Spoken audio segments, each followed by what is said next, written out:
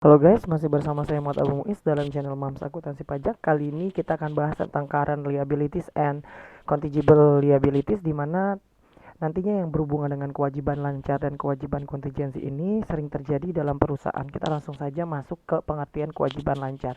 Seperti yang kita ketahui, kewajiban lancar adalah menurut akuntansi ya, kemungkinan pengorbanan masa depan atas manfaat ekonomis yang muncul dari kewajiban saat ini dari entitas tertentu untuk mentransfer aktiva. Nah, ini mentransfer aktiva berarti intinya adalah bisa berupa kas, bisa nanti kalau misalkan dia nggak bisa bayar pakai kas, dia juga bisa menukarkan dengan aktiva yang dimiliki, misalkan kendaraan dan lain-lain ya.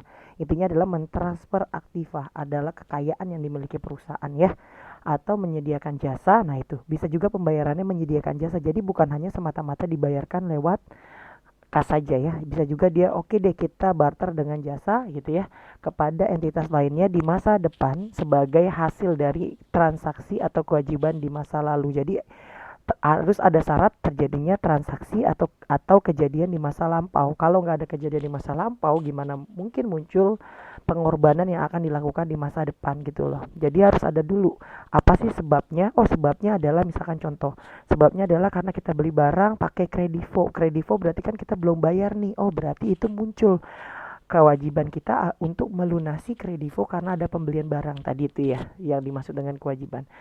Sebagaimana yang kita ketahui, kewajiban ini menjadi dua jenis, yaitu berdasarkan jatuh tempo itu sendiri, yaitu dibagi menjadi kewajiban lancar yang biasanya 3 sampai 12 bulan dan kewajiban tidak lancar yaitu di atas 12 bulan atau non current liabilities.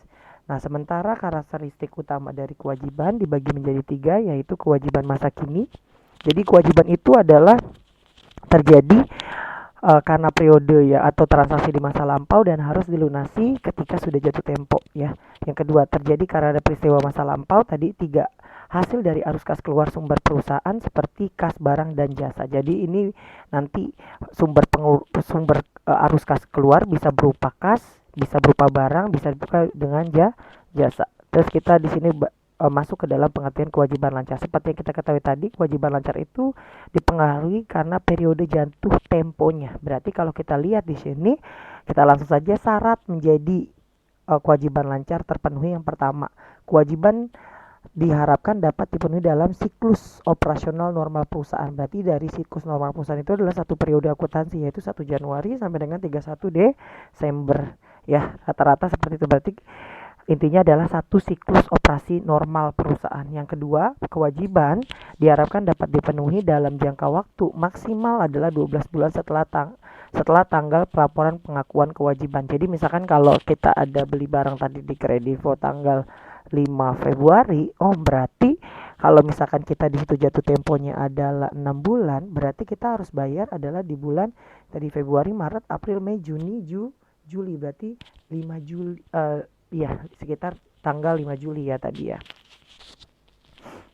Nah, kita lihat dulu di sini. Sementara itu yang dimaksud dengan siklus operasi tadi ya, satu periode yang berjalan antara perolehan barang dan jasa dengan relasi penerimaan kas dalam penjualan penagihan tahun berikutnya. Ini maksudnya adalah siklus operasi yang tadi saya bilang adalah satu periode akuntansi.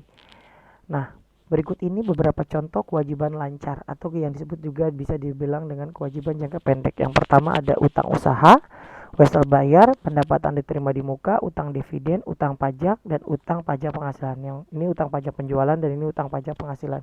Kita langsung aja bahas ke utang usaha terlebih dahulu. Dimana seperti yang kita ketahui di sini, utang usaha adalah gitu ya, utang yang merupakan saldo terutang kepada pihak lain atas barang atau jasa yang dibeli dengan akun terbuka secara kredit. Nah, utang usaha timbul karena adanya jeda antara perolehan suatu barang atau jasa dengan jangka waktu pembayaran. Nah, itu yang dimaksud dengan utang usaha. Di mana utang usaha itu utang yang timbul karena aktivitas usaha. Salah satunya tadi beli barang, beli jasa, dan lain-lain ya. Di mana sekali lagi dalam periode yang utang usaha ini intinya adalah utang tersebut tidak ada jaminan secara kuat menurut hukumnya ya. Itu yang dimaksud dengan hutang usaha. Jadi hutang ya sudah, ini rata-rata adalah utang yang berkaitan dengan siklus dari perusahaan, berkaitan dengan untuk mendapatkan sesuatu ya untuk kegiatan operasional perusahaan. Nah, di sini Sementara itu, dalam utang usaha juga dikenal adanya syarat penjualan. Ini kita sudah pernah bahas ya, ada contoh 210, N30, 110 EOM, dan lain-lain. Nah, sedangkan untuk wesel bayar ini sama seperti wesel tagih. Jadi kalau orang yang mengutangkan adalah disebut dengan wesel tagih, kalau kita sebagai pengutang disebut dengan wesel bayar. Nah, kita lihat di sini, wesel bayar adalah gitu ya, perjanjian. Nah, ini ada perjanjian tertulis untuk membayarkan sejumlah uang. Kalau ada perjanjian tertulis, ini dari segi hukum udah lumayan kuat ya, atas suatu transaksi pada tanggal jatuh tempo yang telah disetujui dihasilkan dari transaksi pembelian, pendanaan, dan transaksi lainnya. Wesel bayar juga dapat diklasifikasikan berdasarkan jatuh temponya. Jadi kalau wesel bayar kurang dari 1 tahun, maka disebut dengan non current liabilities atau current liabilities atau utang lancar. Tapi kalau wesel bayar tersebut lebih dari 1 tahun, maka nanti masuknya ke non current liabilities. Jadi tergantung dari jenis wesel bayarnya. Nah, di sini wesel bayar tersebut biasanya akan dibayarkan berdasarkan pokok dan bunga. Ya, jadi ada bunga. Sama kayak kemarin kita sudah pernah pelajari berkaitan dengan piutang wesel ya. Kalau ini adalah utang wesel. Kita ilustrasikan. Contoh di sini, berikut ini adalah ilustrasi soal wesel bayar berbunga. Jadi wesel bayarnya ada bunganya di sini. Dapat membedakan dengan wesel tak berbunga. Jadi kita akan bahas tentang wesel bayar berbunga dan wesel bayar tak berbunga. Yang pertama, Bank Mandiri setuju untuk meminjamkan 100 juta pada tanggal 3 Maret 2012 kepada PT Sari Ayu. Nah, kita asumsinya kita sekarang sebagai PT Sari Ayu ya. Kalau PT Mandiri menyebutnya adalah wesel tagih, kalau kita PT Sari Ayu menyebutnya adalah wesel bayar nanti. Pinjaman tersebut dikeluarkan dengan wesel bayar 6%, 4 bulan. Oh, 4 bulannya adalah jatuh temponya. Berarti masuk ke current liabilities. Catatlah jurnal yang dibutuhkan Sari Ayu pada tanggal 3 Maret. Oh, berarti pada saat dia nerima duit tapi berdasarkan adanya wesel bayar yang dikeluarkan ya, atau wesel tagih yang diterima. Nah, kita jurnalnya gimana? Karena kita nerima uang, maka cash nambah 100 juta. Pada apa? Wesel bayar senilai 100 juta. Itu pada saat ini untuk jurnal berkaitan dengan kita penerimaan uang sekaligus penerbitan wesel bayar. Terus yang kedua, ini berkaitan dengan bunga. Karena wesel bayar itu ada bunga, yaitu 6%, ini pasti adalah per tahun. Kalau bunganya adalah dibayarkan setiap 4 bulan sekali, berarti berapa ya bunga yang sekali per bayarnya gitu ya. Berarti berapa bunga yang dibayarkan? Oh, ternyata bunga tersebut dibayarkan selama 4 bulan nih ya. Berarti 100 juta dikali 6 per 6% dikali 4 per 12, hasilnya adalah 2 juta rupiah. Nah, bagaimana pada saat pelunasan? Ini jurnal pada saat pelunasan berarti ya udah kas pada wesel bayar atau not payable. Senilai berapa di sini? 100 juta ya. Wesel bayar, wesel tagih, apapun berkaitan dengan wesel tersebut tetap dilunasi berdasarkan nilai nominal ya. Berarti 100 juta.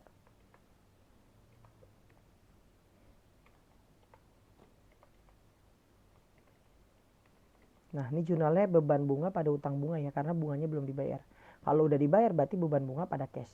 Nah, bagaimana membedakan dengan wesel tak berbunga? Nah, untuk wesel bayar jenis ini tidak secara eksplisit menyatakan suku bunga atas nilai nominal. Jadi, dia nggak ada bunganya berapa persen sih? Oh, tapi di situ nanti akan muncul wesel tak berbunganya jumlahnya pasti lebih besar daripada nilai nominal. Kita contohkan saja pada tanggal 1 Juni 2012, PT Kinocare Era menerbitkan wesel bayar tak berbunga sebesar 102 juta untuk 4 bulan kepada BNI.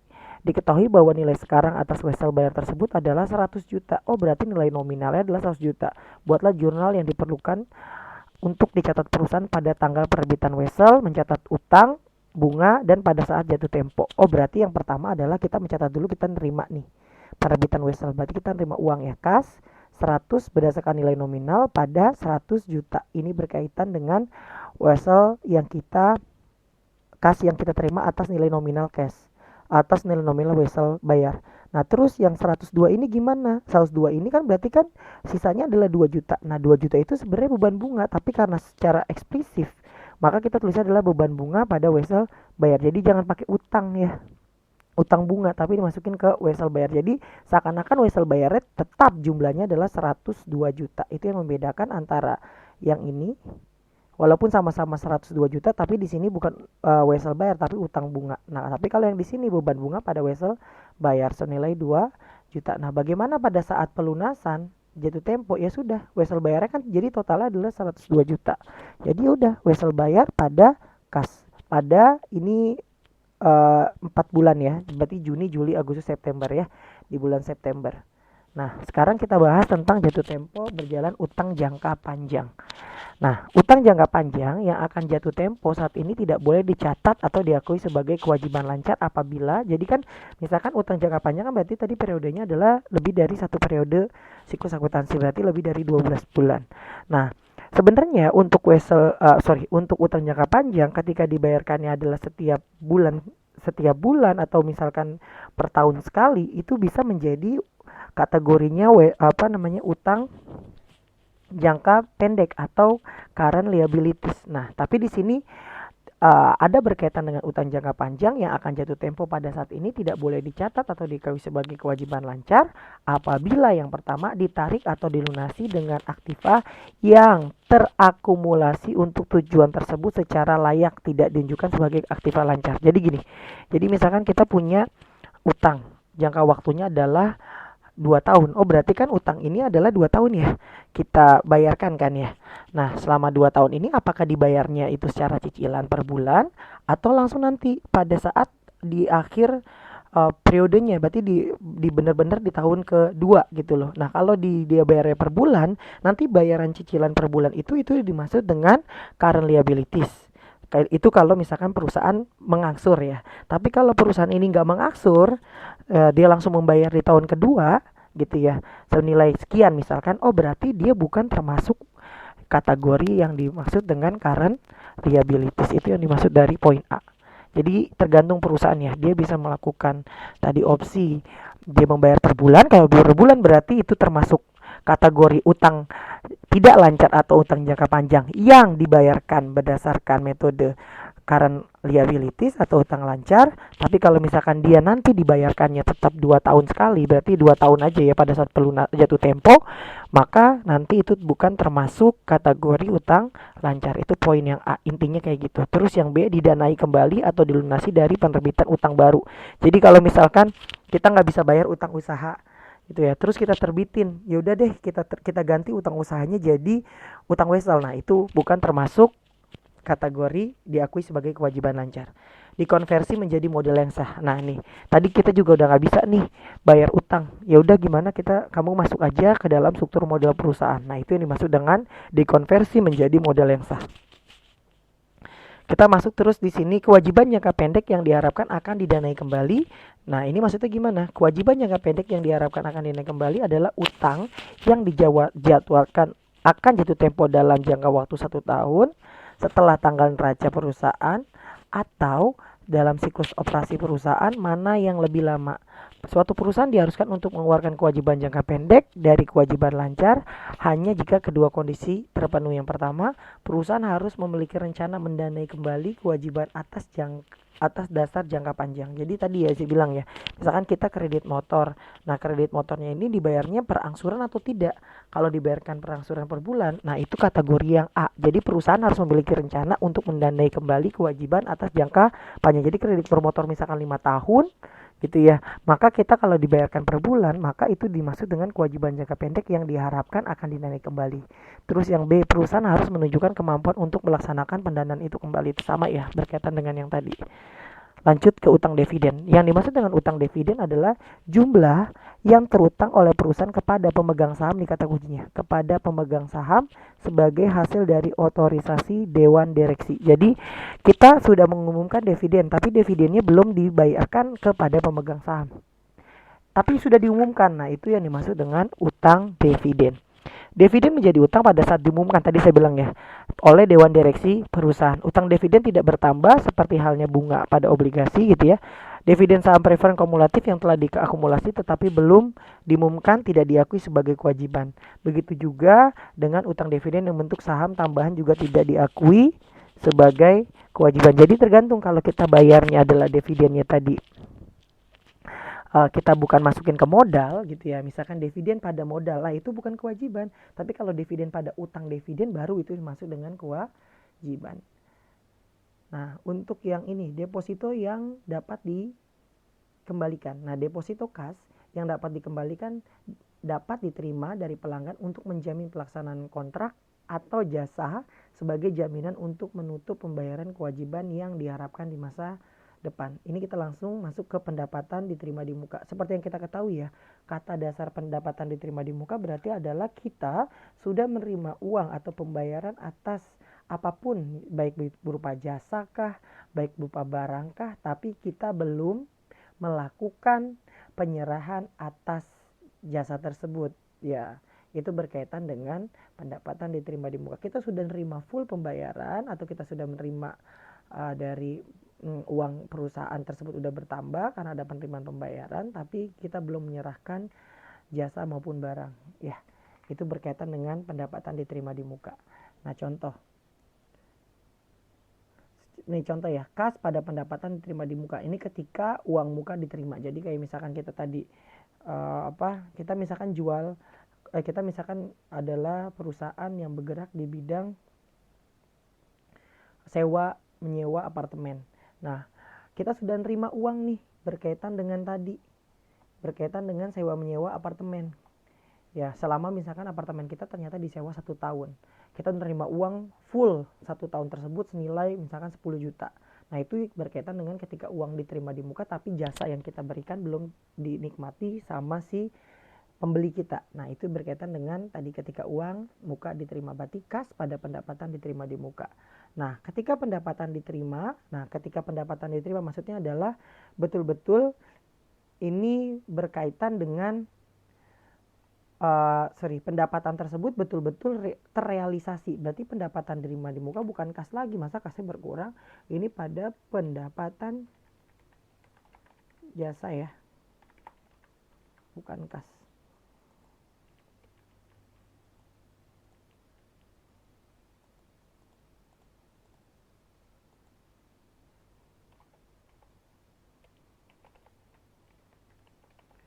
Ya, pendapatan jasa atau penjualan is okay, no problem.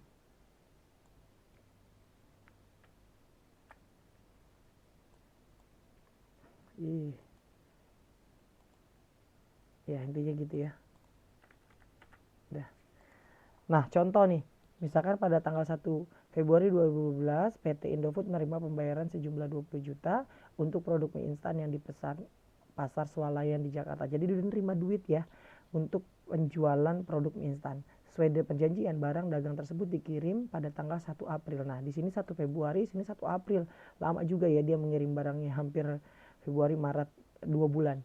Buatlah jurnal yang diperlukan oleh perusahaan ketika uang muka diterima dan pada tanggal penyerahan. Berarti yang pertama adalah karena kita terima uang muka, berarti kas pada pendapatan diterima di muka senilai 20 juta. Nah, pada saat kita nyerahin barang, berarti pendapatan diterima di muka pada penjualan senilai 50 juta. Jadi bukan kas ya, tadi di sini salah nih ya pada saat ngetik. Nah, berarti di sini pendapatan diterima di muka sebesar penjualan sebesar berapa? 50 juta. Ini harusnya bukan 50 juta tapi 20 juta karena kita nerimanya 20 juta kan. Di informasi di soal juga nggak ada berkaitan dengan 50 juta ya. Ya, berarti intinya adalah kas pada pendapatan dari muka sebesar 20 juta dan pendapatan diterima di muka pada penjualan senilai 20 juta. Nah, terus di sini kita berkaitan dengan kewajiban yang berhubungan dengan karyawan. Nah, ini berkaitan dengan apa?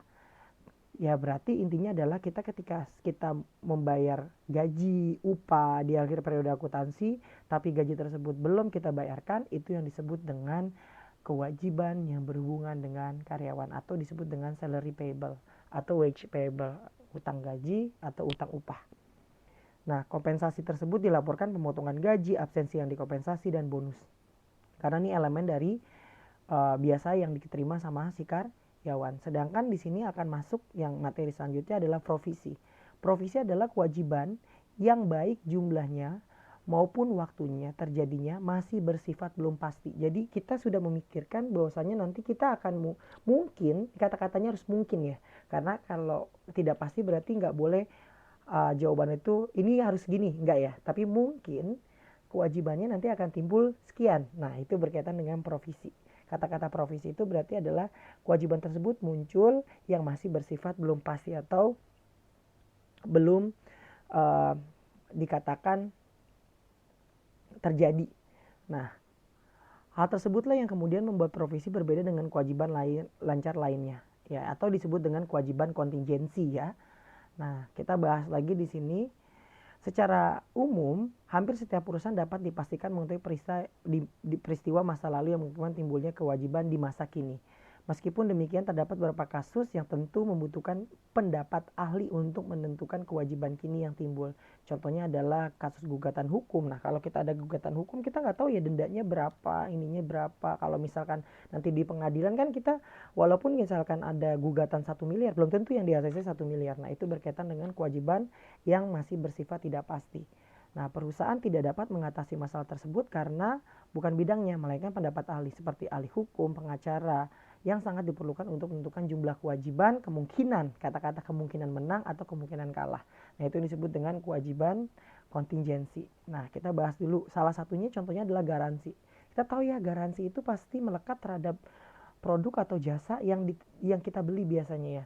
Kalau misalkan kita lihat di sini, apa sih maksud dengan garansi gitu ya? Garansi ini berarti adalah peristiwa yang akan timbul ketika produk atau jasa yang dihasilkan sama perusahaan tersebut nantinya di kemudian hari akan memiliki potensi, ya, kerusakan atau tidak sesuai dengan harapan si klien. Itu yang dimaksud dengan garansi. Nah, hal ini kemudian dapat mengakibatkan timbulnya kewajiban kini yang membutuhkan aliran sumber dana untuk melunasinya. Contoh aja kita langsung, ya, ini berkaitan dengan garansi. PT Maspion menjual berbagai produk elektronik keperluan rumah tangga. Berdasarkan pengalaman perusahaan di tahun-tahun sebelumnya, perusahaan dapat menyimpulkan suatu fakta bahwa rata-rata 500 produk perusahaan dijual dalam setahun. 500 produk. Nah, biaya klaim garansi kerusakan berat, jadi dia ada beberapa klaim, ya. Yang pertama kerusakan berat, sedang, atau tidak melakukan klaim. Nah, di sini dijelasin. Kalau kerusakan berat, kemungkinan terjadinya adalah 8%. Oh, berarti biayanya berapa? Oh, kira-kira biaya klaimnya adalah 75 juta. Nah, itu biaya klaimnya. Kalau misalkan tadi ya Mas Pion kan menghasilkan produk. Nah, kerusakan berat rata-rata dari 500 produk itu adalah 8%, yang menghabiskan biaya 75 juta. Nah, untuk yang kedua, biaya klaim untuk kerusakan sedang yaitu sebesar 30 juta. Jadi dia mengestimasi bahwasanya akan terjadi nanti 35%.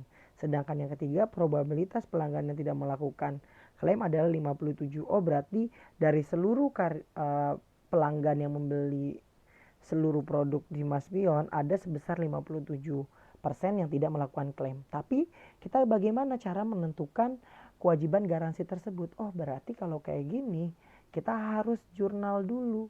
Yaitu kita harus tanya dulu, kemungkinan terjadi kan 8% nih dari total 75 juta kan.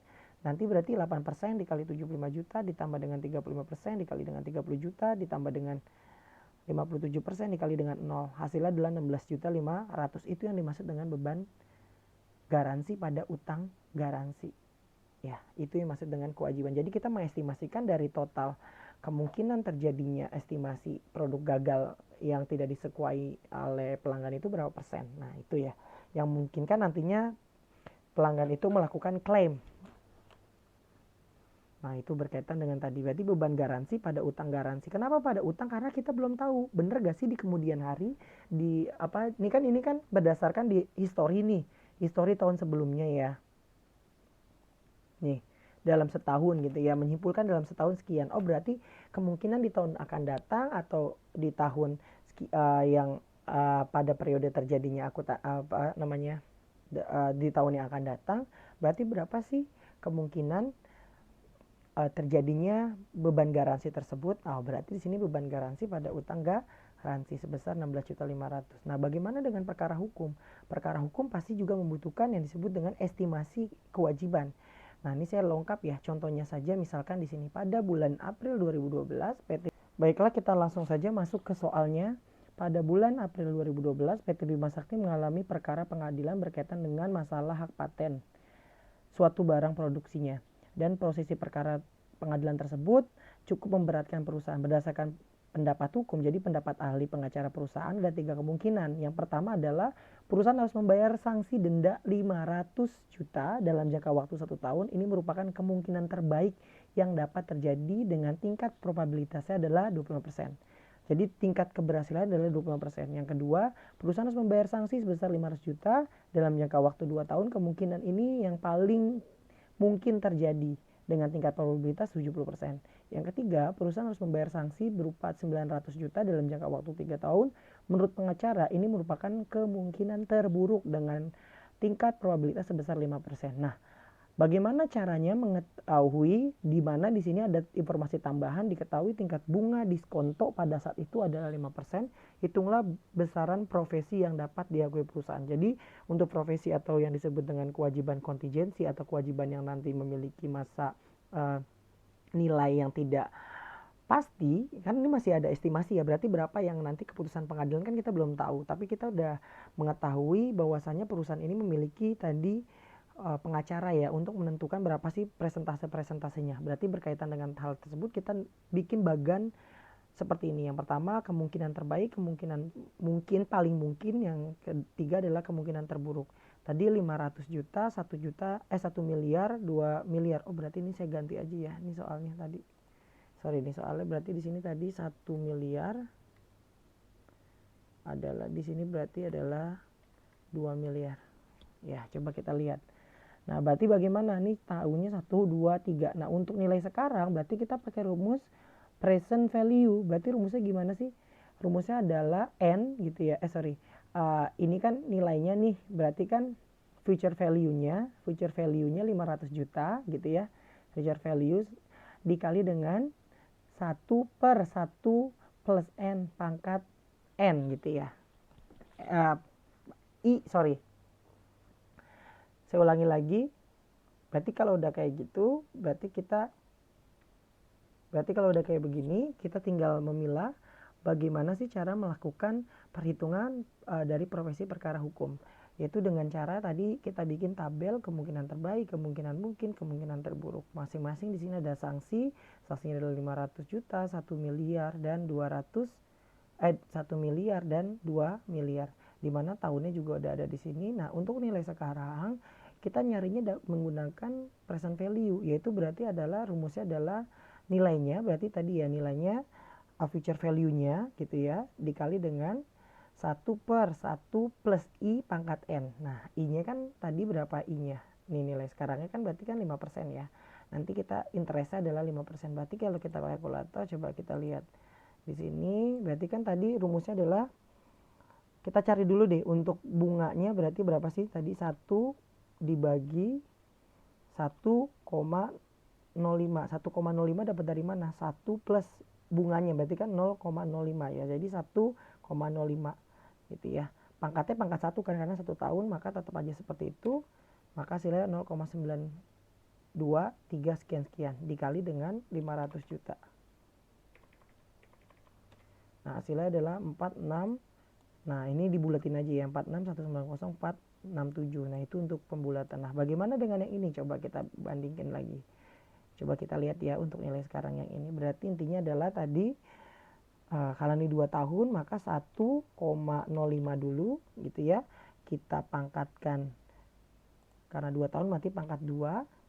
Hasilnya adalah 1, ini kita copy. 1,025. Berarti 1 dibagi gitu ya. Aduh, sorry. Kok ada M di sini? Ya, dikali dengan 1 miliar. Nah, 900 sekian-sekian sama ya.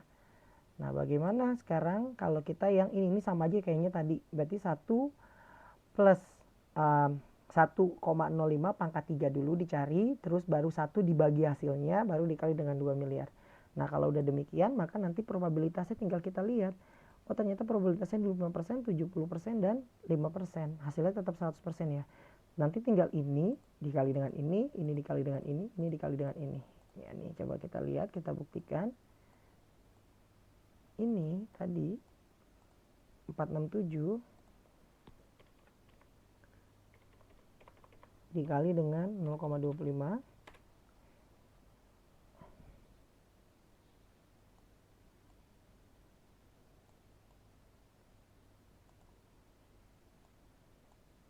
sebentar, 476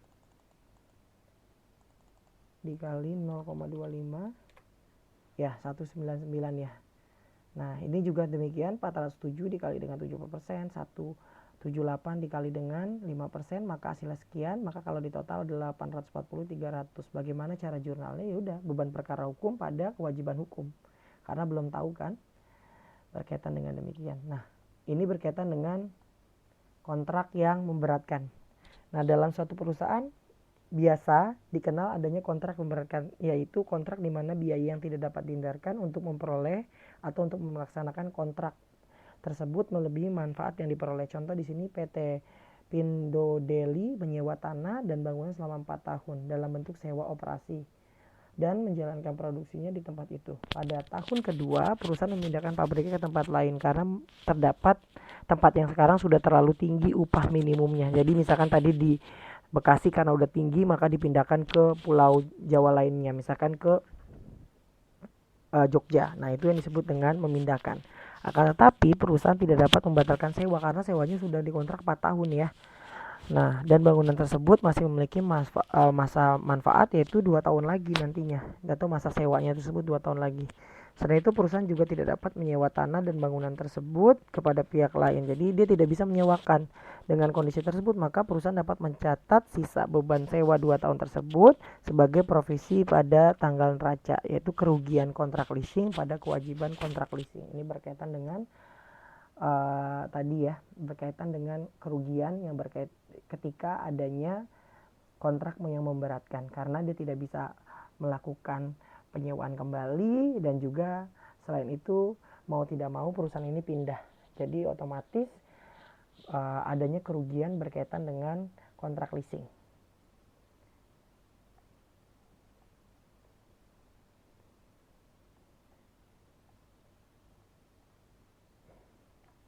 Nah ini saya ilustrasi secara singkat aja. Ada yang maksud dengan restrukturisasi, yaitu kita tahu ya sekarang juga banyak ya berkaitan dengan restrukturisasi pajak, restrukturisasi dengan pinjaman online dan lain-lain. Nah kata-kata di sini adalah restrukturisasi dapat menimbulkan kewajiban secara konstruktif berupa pembayaran pesangon untuk karyawan yang di PHK atau dipindah tugaskan. Entitas dapat mencatat provisi atas kewajiban konstruktif yang timbul jika entitas telah memiliki rencana formal yang detail terkait dengan restrukturisasi. Nah, tadi restrukturisasi banyak ya. Bisnis dan bagian usaha yang akan tutup, lokasi yang akan dipengaruhi, lokasi, fungsi, perkiraan jumlah tenaga kerja yang diberikan kompensasi atas penutupan hubungan kerja, pengeluaran yang terjadi, dan saat penerapan rencana tersebut. Ini berkaitan dengan tadi restrukturisasi. Nanti saya akan jelaskan bagaimana soalnya. Jadi kalau misalkan di soal kayak gini, misalkan tadi ini berkaitan dengan pesangon ya. Nah pesangonnya ini yang dibayarkan nanti oleh si perusahaan ketika nanti dia udah masa umur si orang pribadi ini sudah jatuh tempo, atau dengan kata lain umur di perusahaan ini sudah tidak bisa lagi digunakan menjadi karyawan, otomatis dia harus menetapkan di awal berapa sih nanti ketika perusahaan ini orang ini di PHK biayanya berapa. Jadi kalau perusahaan yang baik itu sudah merencanakan kewajiban nantinya selama berapa tahun yang akan datang itu untuk pembayaran pesangon, pemindah tugaskan, dan lain-lain. Nah itu contohnya. Nah untuk kewajiban kontingensi ini contohnya ya di sini ya, kewajiban kontingensi merupakan kewajiban potensial di masa yang akan datang yang memungkinkan terjadi. Yang memungkinkan, kata memungkinkan juga pasti dalam ini adalah estimasi. Nah contoh dari kewajiban kontingensi dari perkara hukum yang belum diputuskan dengan kemungkinan perusahaan mengalami kekalahan garansi yang berkaitan dengan pengumpulan piutang perusahaan. Ini sama ya, berkaitan dengan kewajiban kontingensi secara umum, berarti yang tadi kita sudah bahas. Nah, di sini kita bisa lihat hasilnya, misalkan kewajiban kontingensi kalau yakin terjadi berarti nantinya perlakuan akuntansi dilaporkan sebagai kewajiban. Kalau yang nanti tidak mungkin, kita langsung ya kurang dari 5% tidak perlu diungkapkan. Ya, intinya adalah lebih dari 50% tetap diungkapkan, tapi tidak menjadi kewajiban kalau misalkan sampai dengan 50% saja. Tapi kalau di atas 51% aja, maka dilaporkan sebagai kewajiban. Nah, dalam kewajiban kontingensi nantinya itu harus ditaksir atau nilainya tersebut dicantumkan dalam laporan keuangan. berupa yang pertama penjelasan lebih lanjut tentang nama perkiraan. Misalkan tadi kewajiban kontingensi berkaitan dengan garansi atau perkara hukum. Catatan kaki, masukkan item tersebut kewajiban tanpa menunjukkan nilai atau kalau kita lihat adalah di sini apropriasi dari laba ditahan. Kata apropriasi berarti adalah penggunaan laba ditahan berkaitan dengan penggunaan nantinya kewajiban kontingensi. Nah, cara penyajian laporan cara penyajian utang lancar pada laporan keuangan di laporan posisi keuangan yang pertama kita harus lihat di sini setiap jenis utang lancar harus disediakan secara terpisah dari jumlah yang material. Jadi kalau jumlahnya material, utang lancar tersebut harus diklasifikasikan. Jangan dijadi satu, misalkan jadi utang lainnya, jangan ya, kalau jumlahnya material harus di sendiri-sendiri. Terus utang terhadap perusahaan afiliasi pemegang saham karyawan perusahaan harus dipisahkan dari utang kepada pihak yang independen. Kalau yang ini kan berarti kan pihak yang non independen ya, atau yang dependen, yang ketergantungan atau ada hubungan istimewa, maka harus dipisahkan. Yang ketiga, aktiva yang dijaminkan dalam perkiraan utang lancar harus diungkapkan dalam laporan keuangan. Jadi misalkan kita punya utang lancar A, B, C, D, F, G. Nah, kita mau bayarnya pakai apa? Apakah tadi uang kah? Ya, apakah nanti mengubahkan barang kah? Atau kita misalkan bisa juga menerbitkan utang baru kah? Nah, itu kita harus lihat dulu. Tapi kalau di sini berkaitan dengan aktiva berarti hanya elemen-elemen kekayaan yang dimiliki oleh perusahaan. Bisa dengan pertukaran kas atau pertukaran aset lain. Nah, yang keempat, aktiva dan utang lancar tidak boleh digabungkan penyajian dalam jumlah neto. Jadi, aktiva dan utang lancar tidak boleh digabungkan dalam penyajian ke dalam jumlah netonya. Maksudnya gimana di sini? Ya sudah, kalau utang lancarnya itu banyak, ya udah perinci satu-satunya berapa gitu loh. Terus yang kelima, utang bersyarat harus dijelaskan di dalam neraca. Utang bersyarat itu contohnya adalah tadi ya, wesel. Nah, itu kan ada syarat baik itu bunga, baik itu bayarnya kapan, jatuh tempo. Nah, itu berkaitan dengan utang bersyarat. Nah, yang 6, disajikan sesuai dengan likuiditas sama seperti aktiva. Utang lancar disajikan dapat disajikan segera dibayarkan, maka disajikan dalam urutan yang paling atas. Jadi intinya adalah ketika berkaitan dengan kewajiban, ketika di sini jatuh temponya harus segera dibayar, maka disajikan di paling atas. Yang ketujuh, dilaporkan pada sisi sebelah kanan neraca. Ya pasti ya, karena sisi sebelah kiri adalah itu dari sisi aset atau aktiva dari suatu perusahaan. Saya rasa cukup materi berkaitan dengan kewajiban lancar dan kewajiban kontingensi. Nanti kalian tinggal mengerjakan soal kembali berkaitan dengan kewajiban tersebut. Saya tutup dengan salam, yaitu wassalamualaikum warahmatullahi wabarakatuh.